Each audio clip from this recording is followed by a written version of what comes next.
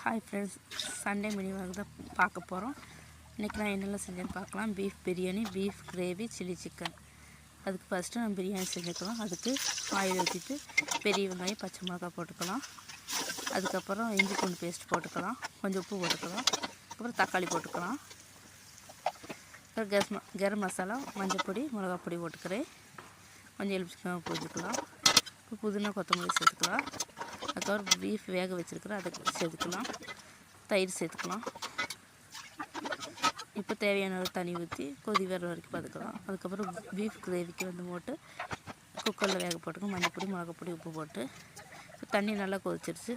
அதில் போட்டு அரிசி போட்டுக்கலாம். நல்லா கொதி வந்துடுச்சு. மூடி போட்டு தம் போட்டுக்கலாம். இப்போ பீஃப் கிரேவி செய்ய போகிறோம். அதுக்கு ஆயில் ஊற்றி பெரிய வெங்காயம் போட்டுக்கலாம். உப்பு போட்டுக்கலாம். இப்போ பிரியாணி நல்லா இலக்கி விட்டுக்கலாம். பெரிய வெங்காயம் நல்லா வணங்கட்டும். இப்போ சில்லி வறுக்கிறதுக்கு ஆயில் ஊற்றிருக்கிறேன். பெரிய வெங்காயத்தில் போட்டு நம்ம இஞ்சி பூண்டு பேஸ்ட் போட்டுக்கலாம். தக்காளி போட்டுக்கலாம். இப்போ சில்லி ஒன்றா சேர்த்து வறுத்துக்கலாம். பொடியெல்லாம் போட்டுக்கலாம். மஞ்சள் பொடி, மிளகாய் பொடி, கரம் மசாலா, மல்லி பொடி. இப்போ பீஃப் எடுத்து கொட்டிக்கலாம். இப்போ சில்லி வறுத்து எடுத்துக்கலாம். பீஃப் கிரேவி, பீஃப் பிரியாணி எல்லாம் ரெடி ஆயிடுச்சு.